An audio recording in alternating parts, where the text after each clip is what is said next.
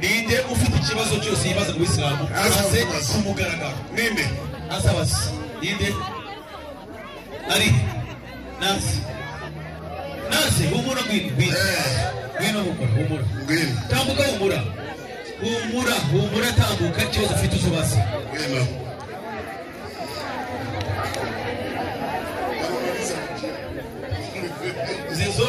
zenzobe nayo manje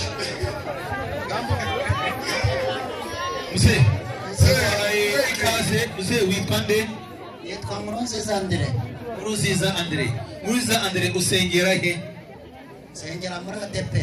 Muri ADP. Nkurunziza twe tura abayisilamu. Islam isobanura kwicisha bugufi munsi y'amategeko y'Imana. Yes. Wowe ADP bisobanura iki? Yewe nje kubabaza ibibazo.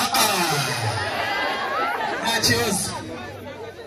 Dokta yabyanze gusa abaturage bese bayibona bure babibonye bafite ubwenge buzima ikibazo cyawe ni ikihe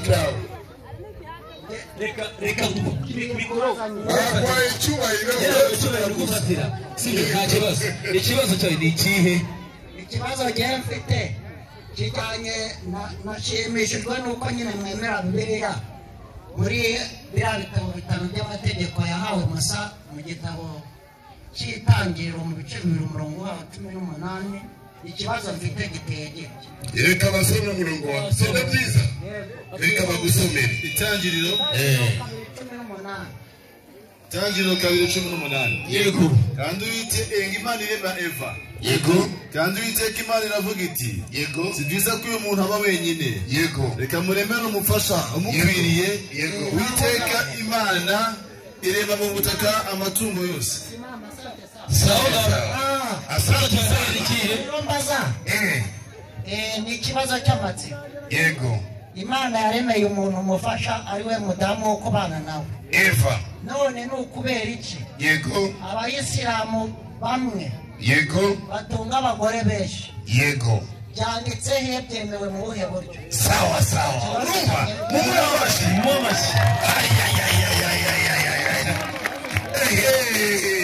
sawa waretse tugasubiza kino nyuma ukata ubaza ikindi uvandimwe witonde sawa witonde yego ikindi kibazo izina ryawe Nkurunziza Andre yego ni byiza tuganire ikibazo gisubizo kugira ngo tutavanga abantu Banyarwanda natwe tugisubiza dukoresha inyandiko mu duha amashyi uko muyamuha abatabera mwoye ahantu twese muduha amashyi sawa reka tuganire sawa twebwe abayisilamu tunajua ya kwamba abayisilamu tuzi ko itegeko nshinga ry'u Rwanda rihari unifate vizuri urikire neza itegeko nshinga ry'u Rwanda inasema hivi ivuga ngo mwanaume umugabo awe na mwanamke mmoja ajagira umugore umwe tunakubali ibyo turabyemera abisilamu nabo tunabyanga sababu na sisi ni Wanyarwanda kubera ko natwe turi Abanyarwanda hatuwezi kupinga sheria ya serikali ntabwo dushaka gupinga amategeko y'igihugu niyo mpamvu unakutana kuna Waislamu usanga hari abayisilamu wana mwanamke mmoja abenshi bafite umugore umwe abenshi Yesu unaniona uko ubona iki gipapa kiri hano n'inda yacyo nina mwanamke gifite umugore umwe gusa mwibaza kandi mfite agasozi ndani kandi agasozi ndoto afite hariya ariko afite umugore umwe sawa sibyo sawa kwa nini leta imetia hiyo kubera iki se leta yavuze umuntu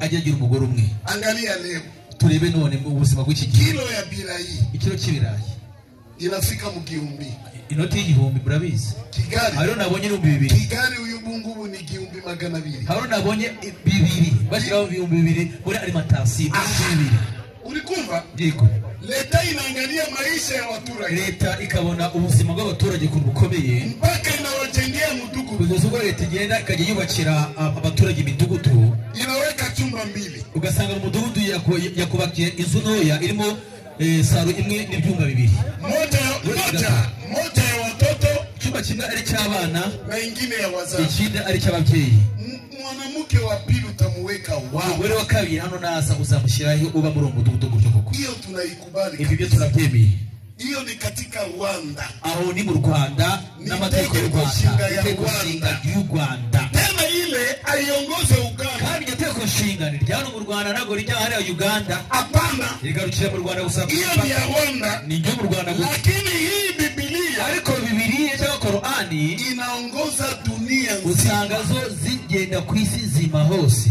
Wewe naona unajua Biblia. Ndabona uzi Bibiliya muvandimwe. Nakuomba ndagusaba unioneshe katika Biblia. Unyereke muri Bibiliya andiko inasema. Inyandiko ivuga ngo umveneza kibazo cyanjye. Tulikumwe. Tugerone mu by'ibisengeri. Nioneshe andiko. Tubyira inyandiko. Muri Biblia. Muri Bibiliya inasema ivuga ngo utafuta mwanamke wa pili ni dhambi. Ushaka umugore wa kabiri ni icyaha. Andiko. Inyandiko yawe hari muri Bibiliya n'abandi bose bari hano.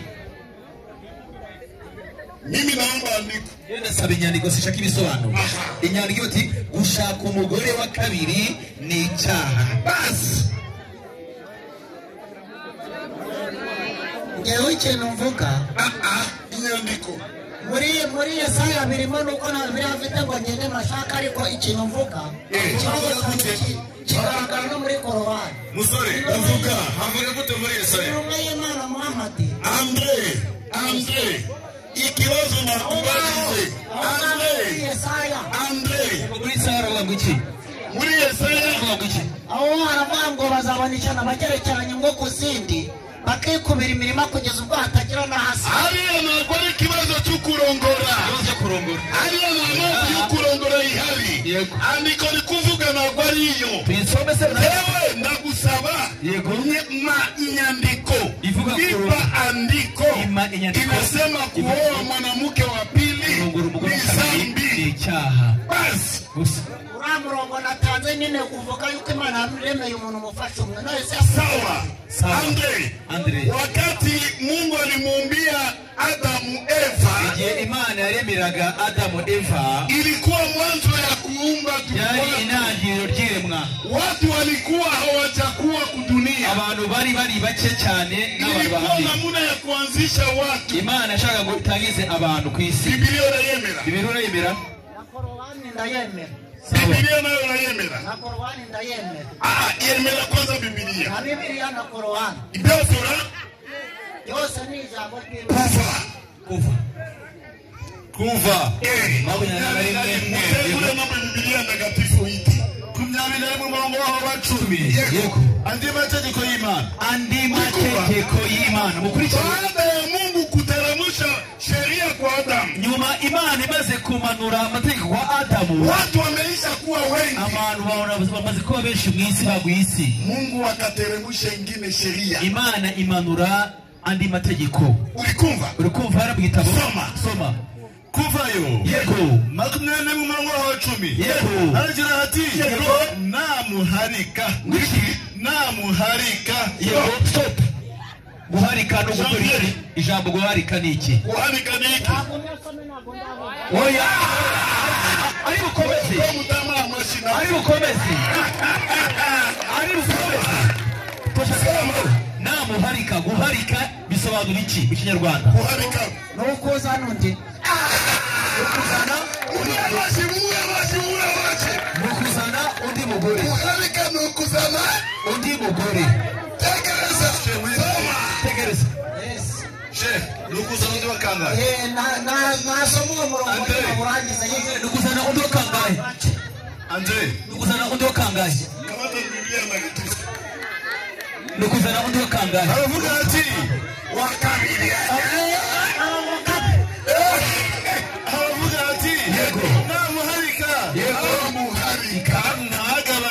Kurya bye urumva umugore wa mbere nukagabanye ibyokurya bye wajyaga umuha mbere komeza kumuha uko bisanzwe komeza kumuhahira nk'uko byari bisanzwe n'imyambaro ye umugurire umugore wawe wa mbere nukamusuzugure ugomba gukomeza kumugurira iki imyambaro wajyaga umugira guriye yego komeza ntamwicira igihe yego icyo gihe uri igihe ikihe Ikinyarwanda cyane ndabyumva. Abanyarwanda bose basobanura icyo gihe ni igihe cyo mu buriri ndani.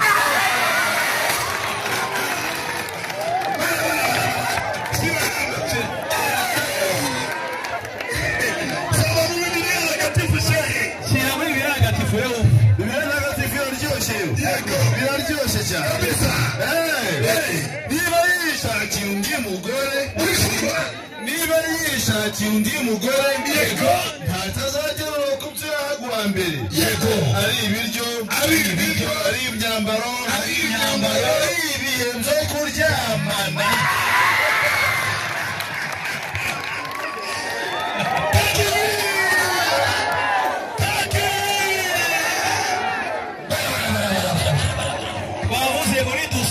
muduha amashi bakristo muduha amashi tabari byacu muduha amashi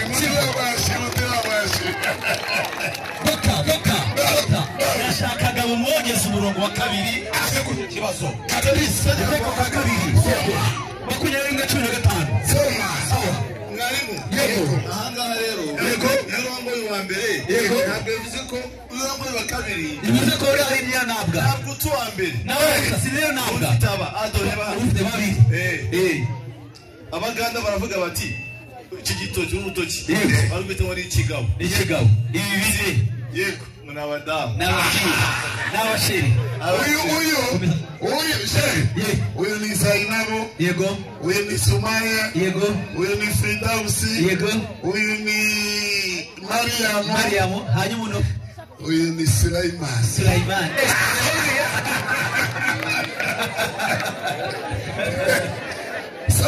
Mutego kwa kabiri 2015 yego umugabo nagira abagore babiri umugabo nagira abagore babiri yego n'akabihungwakazi yego bombi akababyaranye nabo yego umuhungu w'imfura akaba inyungwakazi yego najya kuraga yego hazagira umuhungu w'inkundwakazi umutware yego ngo nagira abagore babiri iyo si sheria ya Biblia shemwe mikoro twumve urashaka gushyiraho mwisa kuri icyo ngiye kugira ngo kirangire ni ukuvuga ngo bariya abakurambere bacu batubanjirije nyine bari mu isezerano rya kera. Nashimye yuko Bibiliya muri kuyigisha mukigisha mu isezerano rya kera n'irishya uri kumva impamvu rero isezerano rishya ryabaye ari nayo mpamvu injiri muzemera buriya butumwa bwo mu isezerano rishya ni uko Imana yarebye ikabona abantu bo mu isezerano rya kera bataragize gute batarabashije kuyumvira, niyo mpamvu yamanuye irindi sezerano rishya. uri kumva isezerano rishya rero aricyo turimo mwavuze cy'umwuka wera ntabwo abagore babiri bemewe cyangwa sawa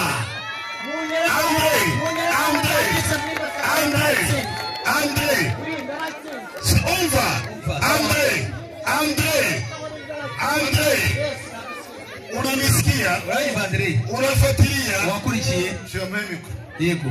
Aya alikumva che. Alikumva yego. Ndashaka yego unyereke mu isezerano risha ipinga ibyo byanditswe mu isezerano rya kera.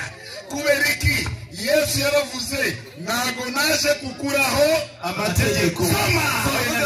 Yego. Mwitekereza ko naje gukuraho amategeko. Yego. Yesu mwitekereza ko naje gukuraho amategeko. Ahubwo naje kuyakomeza.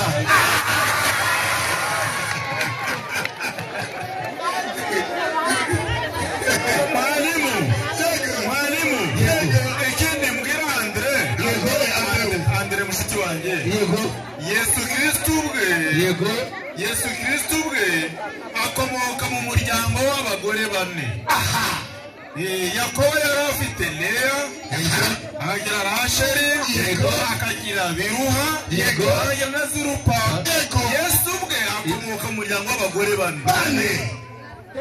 Ande nido bikuyeho bakuzana abagore benshi byemewe mu isezerano rishya n'abatsinda. Yesu ntabwo yigishije ibintu by'ukurongora kuva yaje ku isi kugeza yaravuye ku isi. Yesu ntabwo yigishije ibintu by'ukurongora. Kubera iki? Ntabwo yarahinduye amategeko. Inyandiko niye wapi? Wemera Abrahamu? Umungu wariye? Abrahamu ariye? Abrahamu nyine yarapfuye. Ariye? Ari mu ijuru. Ari yari afite abagore bangahe? none se yari afite abagore bangahe? yari afite abagore urabeshya. Aburahamu yari afite abagore batatu. Itangiriro 25:1. Aburahamu yari umugore wa gatatu. Itangiriro 25 umurongo wa mbere. Yego Aburahamu. Yego Aburahamu. Yego arongora undi mugore. Yego arongora undi mugore. Witwa Ketura. Ni wakangaye? wakata Gute umuntu afite abagore batatu ari mu ijuru? muri iri sezerano rishari cyo kigero cy'umukara n'amazi n'amagorgenda Inyandiko amaze kibazo cyane inyandiko munyereka kwisezerano rishari handitse nyine ko abantu babaye bakiza abagore Nime wewe twakusabye inyandiko igaragaza ko gushaka umugore wa kabiri bazi ikibazo cya kabiri. Twakoresha imirongo igaragaza ko kurongora umugore wa kabiri byemewe si Bibiliya mu bintu by'ibisengeri muri Bibiliya na Korani.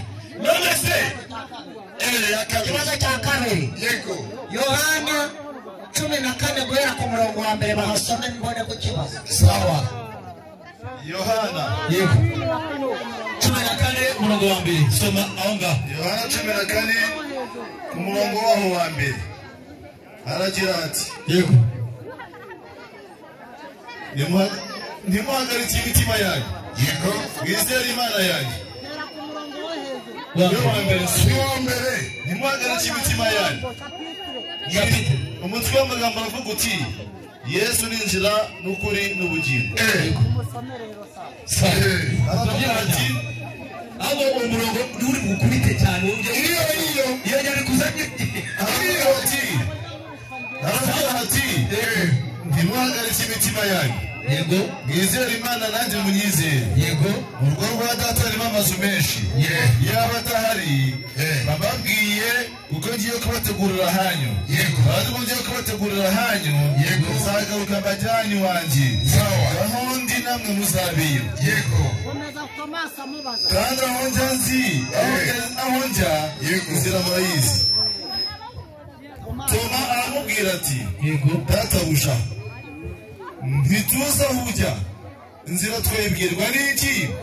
Yesu aramubwira ati yego ninjye nzira n'ukuri n'ubugingo ntawe ujya kwa data ntamujyanye.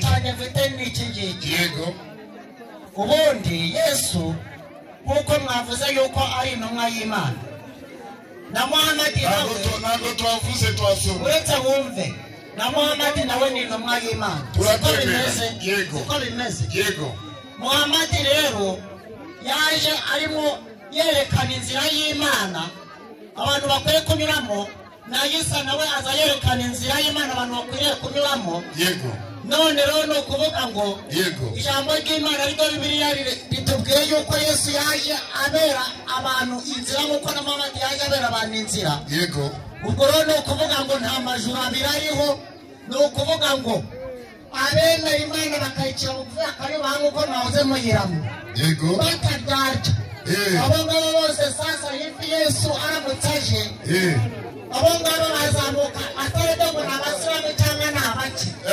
iyi Imana ireba mu mutima ntabwo ireba amadini. turumvikana. yego nyirangiza amashimwe y'uko mwadusuye Imana ibaho umugisha murakoze. Andre guma hano Andre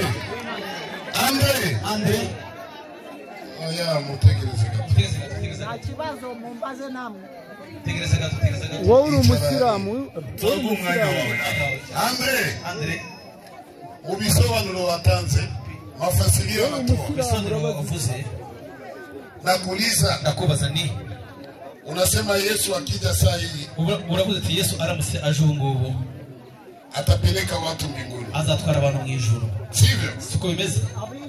Abize. Nataka nikuulize, ndashaka mubaze ni Yesu ataingiza watu mbinguni? ni Yesu uzinjiza abantu mu ijuru? Yesu Nakubashije Andre, ni Yesu uzinjiza abantu mu ijuru? azinjiza abantu mu ijuru. Imana niyo izamubajije ni Yesu azinjiza abantu mu ijuru. Vuga yego cyangwa hoya. Yego cyangwa hoya. Yego cyangwa hoya. Wumva uretse wumve. Azabinjizamo nyine. Azabinjizamo. Reka tubaze Yesu. Matayo 20:20. Matayo 20:20. Yego. Maze nyina mwene Zebedayo. Yego. Umugore nyina mwene Zebedayo. Andre reba hano. Azana abana be. Azana abana babiri baze hano. Baze hano abana babiri. Azana babiri gusa. Gwino. Azana abana babiri. Agarara hano. Ari umubyeyi yaje dufata urugero ifasha n'inyigisho wewe ni Yesu. Sibyo? Njyewe ndi umudamu naje n'abana banje babiri. Aramupfukamira. Uyu mugore apfukamira Yesu. Ngagira icyo amusaba. Agira icyo amusaba. Nawe aramubaza ati, Yesu abaza uyu mugore ati, urashaka iki? Aramusubiza ati, mugore asubiza Yesu ati, tegeka ko aba bana banje bombi. uri kumva uyu mugore yari afite imani ya Andre ko Yesu niyo azinjiza abantu we mu ijuru. Tegeka ko aba bana banje bombi. Yego. Bazicara mu bwami bwawe. Aba bana banje bombi bazicara mu bwami bwawe. Umwe iburyo bwawe, umwe uburyo bwawe, undi ibumoso bwawe. undi ubumoso bwawe. Yesu aramusubiza ati, wewe Yesu Andre uransubiza uti, ntimuzi icyo musaba. uri kumva? Ntimuzi icyo musaba. Ntimuzi icyo musaba. Yego. Mwabasha kunywera ku gikombe nzanyweraho. Bati turabibasha. Arababwira ati, Yesu arababwira ati, ni ukuri igikombe cyanjye muzakinyweraho. yego. Ariko kwicara iburyo bwanjye, Yego. kwicara iburyo bwanjye, Yego. n'ibumoso, sijya ubigaba. Sijya ubigaba. Sijya ubigaba. Keretse abo data bitunganyirije. none. Andre, Gusoma. Andre, Yesu aravuga ninde azinjiza abantu? Ninde? Ni Imana ibikaba nyine ariko ntabumvise. Ntabwo ari. Ni Imana ibikaba ariko noneho. Ni Imana ibigaba ariko ntabwo ari inde. Ubane kwa Ni Imana nyine ibikaba ariko buretse tubaze. Ntabwo ari inde. Ntabwo ari umuntu cyangwa Umuntu ne ntabwo ari inde. ariya Yesu niyo kugira ngo Yego ntabwo ari ugaba iki. Ngo Yesu ntakora iki? uri kumva? Subiza. Icyo Iryo juru nyine ntabwo ari ijuru. none ko nzi yuko korowani yemera zirangiriza Yesu. Siko bimeze. Ko nzi ko korowani yemera zirangiriza Yesu. Mwarimu. None ko Andre, reba hano. Reba hano gatoya. Wabajije ibibazo byinshi, hari abandi bantu bifuza kubaza hano. Umva gatoya. Oya, hari abandi Andre, hari abandi bashaka kubaza. Andre, Bibiliya urayemera? Bibiliya Yesu aravuga ntabwo ari we azinjiza abantu hehe?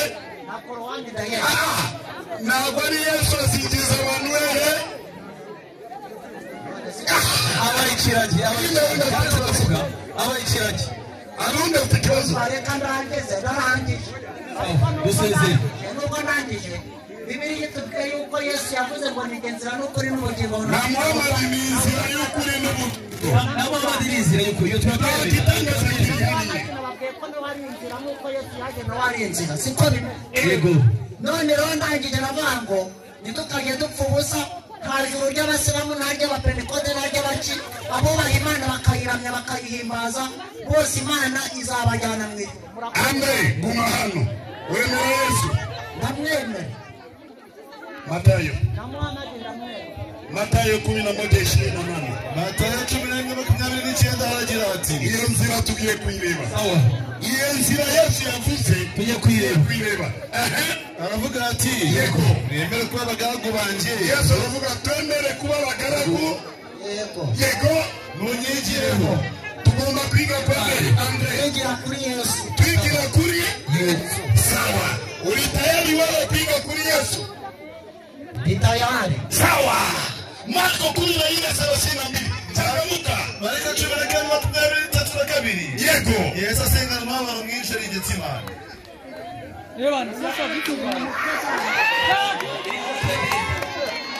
Agayifite umureke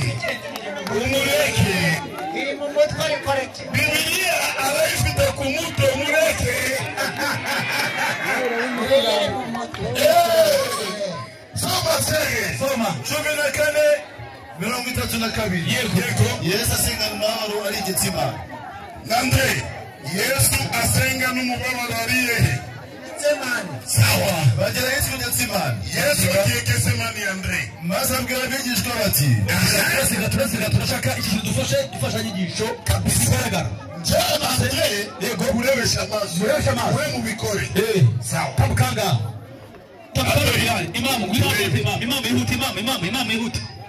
ihute eba ifasha inyigisho zeba dusome inyandiko dufite n'ifasha inyigisho ziryoshye tugiye kureba iyo nzira Yesu yavuze nigeze kuri n'ubugingo kandi tugomba kwiga kwa Yesu mwebwe munyigireho yego cyo dusomere 14:32 yego Mariko Yesu asenga n'umubabaro ari Getsimani Yesu asenga n'umubabaro i Getsimani sawa bagera Yesu ku Getsimani yego maze abwira abigishwa bati yego nimwe mwicaye hano mbanze nsenge Yesu abwira abigishwa mwicare hano maze senge abari kuririmba no gusenga yego ajyana Petero na Yakobo na Yohana atangira kumirwa no guhagarika umutima cyane Yesu atangira kumirwa no guhagarika umutima cyane arababwira ati yego umutima wanjye ufite agahinda kenshi genda kunyica yego mugume hano mube maso igihe cyo gusenga mugume hano mube maso mwebwe mwatepere igihe cyo gusenga muravuga gute muhumirize dusenge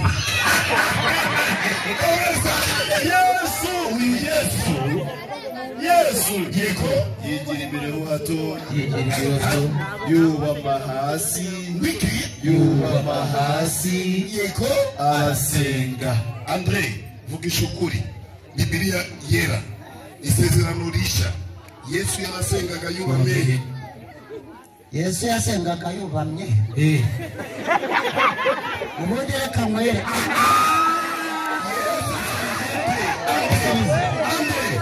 uzavuga nyuma Andre Yesu yarasengaga yubamye nimuha abandi ibibazo kuko jyewe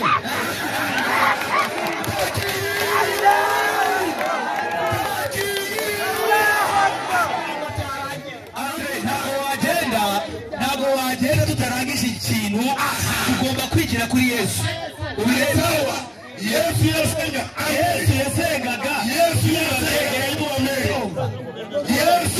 yasengaga yubamye hasi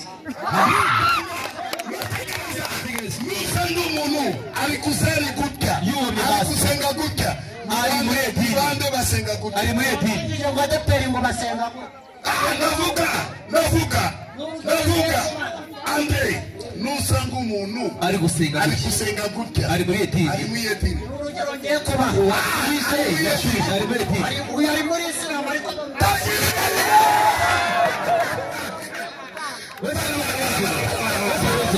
niba Yesu asenga yubamye hasi nawe yari iki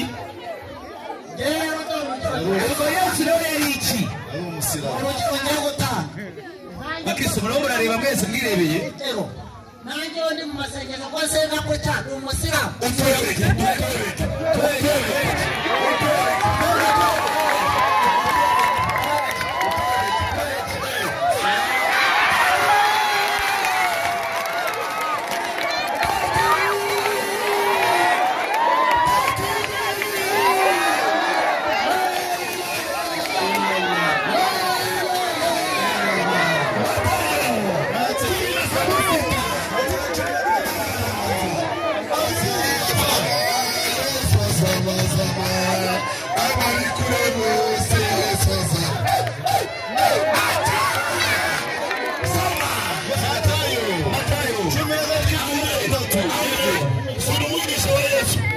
yego hagarara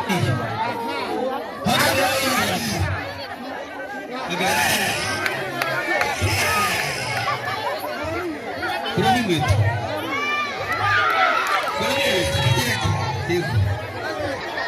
Ikawa umusaza na kibazo. Sawa.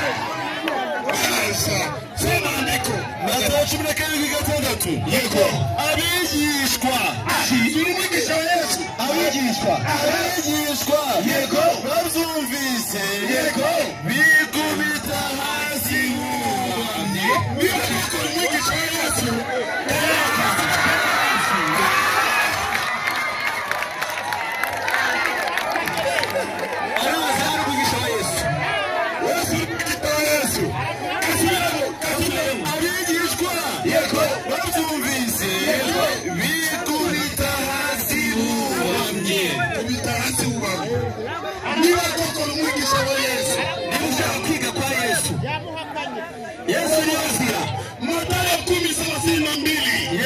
Matayo 10:32. Yego. Umurongo wagira uti Yego. 10:32. Aravuga ati Yego. umuntu wese Yesu aravuga umuntu wese uzamuhamiriza imbere y'abantu nanjye nzamuhamiriza imbere y'Imana. ubama hasi amuhakanye Ariko uzanyerekanira imbere y'abantu wese Yego. nanjye nzamwihakanira imbere ya Data uri mu ijuru. biswa imana za Yesu zo kwitakana nawe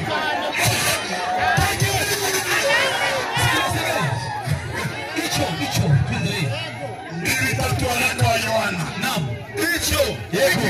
iki Soma ndani ya kabiri gatatu Yego. aravuga ati yego Yesu kama ni maceceke. yego iki Uve nyamako. iki nicyo kitumenyesha ko tumuzi, nicyo kitumenyesha ko twebwe abayisilamu tuzi Yesu nuko twitondera amategeko ye. nuko twitondera amategeko ye. Uvuga ko amuzi, uvuga ko azi Yesu ntiyitondera amategeko ye, yego ni umubeshyi. Komeza. Ukuri ni kuri muri we, kuri kurimo ariko umuntu wese witondera ijambo rye, yego urukundo akunda Imana, yego wari umaze gutunganirizwa rwose muri we. yego Icyo nicyo kitumenyesha ko turi muri we. nicyo kitumenyesha ko twebwe abayisilamu turi muri Yesu Kuko uvuga ko aba muri we, Uvuga ko ahora muri Yesu akwiriye nawe kugenda nk'uko yagendaga.